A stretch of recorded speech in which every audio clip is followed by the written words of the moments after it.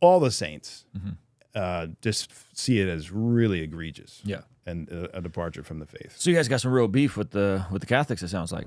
The current view today from Orthodox folks towards Catholic folks is what? You guys believe they have a valid communion, and you guys are friendly but not friendly. Yeah, I don't know what you mean by valid communion. What would that mean? So you guys, from my understanding, the body, because there's still apostolic succession, that they do have a real church. So that's that whole way of explaining it is very Western. Okay. Yeah. Help me out here. I'm sorry. I want to unpack it the way I understand it. Please. I take very seriously that I'm representing the Orthodox Church, not my own views. So I have to sometimes become a little stickler. No, that's fine. I want to make sure people understand the Orthodox Church. The church is the continuation of the incarnation. It's Christ unto the ages, the same yesterday, today, and forever. And the mysteries of the church, baptism, chrismation, communion, ordination, all these things, including tonsure. There's not just 7 sacraments in the Orthodox Church. There are many, many workings out of salvation through the church's life.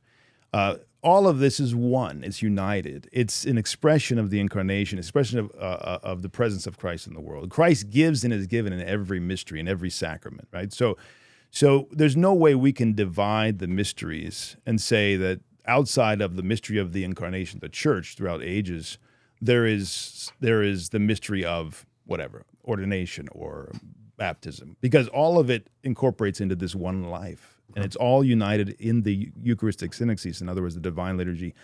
That's the center of all the mysteries. So in the ancient church, you were baptized in the divine liturgy, in the synaxis of all the faithful on Sunday morning. You were chrismated, you were ordained. Still to this day, we still ordain all the priests within the divine liturgy.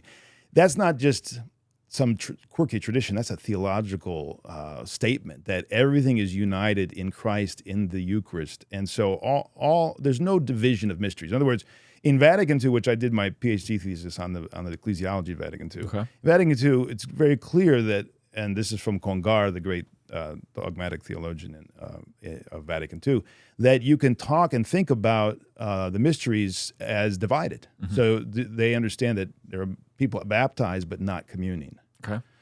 In the Orthodox perception, that's impossible, because baptism, chrismation, and communion, not only is it all three given on the day of initiation, but one leads to the other and it finds its fulfillment in the other. So I'm baptized in order to commune.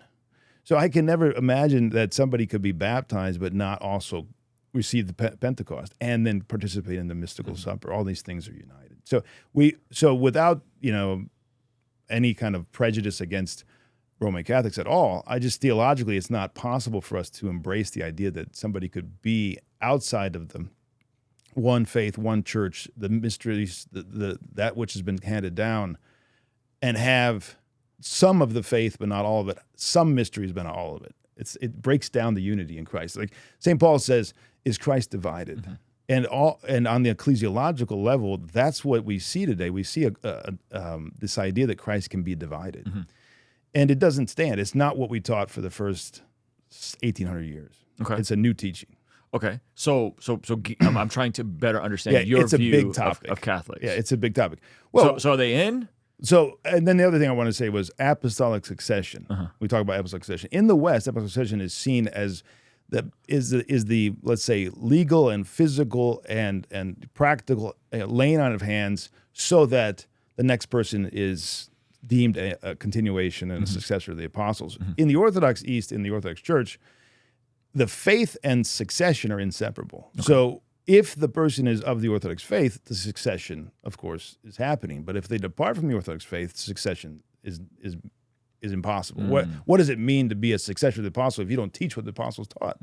If you're not a part of that same experience and faith once delivered. Okay. So we see Catholicism from the 11th century departing from the one faith when, as I said earlier, innovated and departed from the councils, departed from the creed, which had been given in the first Ecumenical Council. They departed and they saw themselves as autonomous, essentially, and over the other bishops, and that they can add doctrine without reference to an Ecumenical Council. That departure put them on a trajectory that took them far from the Orthodox faith and the faith of the apostles. So without the faith, what is succession? It becomes legalistic.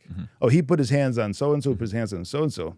Yeah, but the presupposition is that the revelation and the understanding and experience of what's been revealed to us is the same today, yesterday, today, and forever. If it's not, then the succession has little meaning. Interesting. Okay, so does that make sense? It does make sense, but it sounds it sounds pretty harsh. It sounds pretty harsh. Yeah, but I can't not be consistent with what fair. the teachings of the faith for 2,000 years. So on an official level, do they have a valid baptism and a valid communion? Well, we live in the time of ecumenism, which, including the Orthodox Church, we have people who I think are departing from the faith once delivered. So we have a struggle going on. Okay, which is not. If you know church history, it's not that surprising. Like there was 100 years of iconoclasm. I think we'll talk about that shortly. It's very interesting. So we had 100 years where the emperor forced upon the entire Christian world at the time, at least in the Orthodox East mainly, the idea that icons must not be venerated, and in fact they should not be even on the level of the faithful. They had icons in some places above, but you could not have access to them. So that idea came in. It was forced on the people, and there were martyrs and confessors for the faith against this idea. So today we have something similar. We have essentially an imposed view of Christianity, the church, that's coming from political sources, coming from certain academic sources, but is it that which the Orthodox has taught for 2,000 years? And so we're having a big struggle in the church right now. Like I was just on Mount Athos for 8 days, talked to all the fathers there. Mount Athos is really the center of the Orthodox Church in terms of the last 1,000 years, in terms of mission and sanctity. And to this day, so many holy teachers and fathers and elders come from Mount Athos. And there, there's a consensus that this teaching that is definitely been introduced in the last 100 years and coming from the ecumenical circles is not the same faith that was delivered. So we have a struggle going on about what is Catholicism. So there are those who say, yes, they're part of the church. We have a division, but they're still like an apostolic church. The Pope is a bishop. And he teaches wrongly in some things, but nonetheless he's retained his apostolic. There's people in the Orthodox Church who teach that, but it doesn't square with what we've been taught for 2,000 years. That idea, how can we have a church that's divided? How can we have somebody teaching as a successor of the apostle who teaches something that the apostles never taught, and especially grievous doctrines like infallibility, which is really all the saints. Just see it as really egregious, and a departure from the faith. So you guys got some real beef with the Catholics. It sounds like it's not. We would love for them to come back to the first millennium. Come back to the faith which has never been, that they had for the first millennium. The church in Rome was a great and a witness to the faith for the first millennium.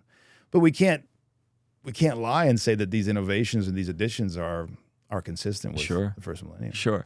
I mean, I think there's a lot there that I'm sure my Catholic viewers will be upset by, but I appreciate your consistency and honesty. If we don't have honesty and sincerity, then what is ecumenism at the end of the day, right? Then it's just like we're just gonna like, paper over all our differences. I don't think that's gonna be true unity. Well, in your response, it does sound like you kind of alluded to that there is no one monolithic position from the Orthodox that you're saying, hey, I can't sparse this honestly. However, there are some folks that will say they have a valid baptism and a valid, baptism and communion. Yeah, sure, there are. The question is, they can't both be true.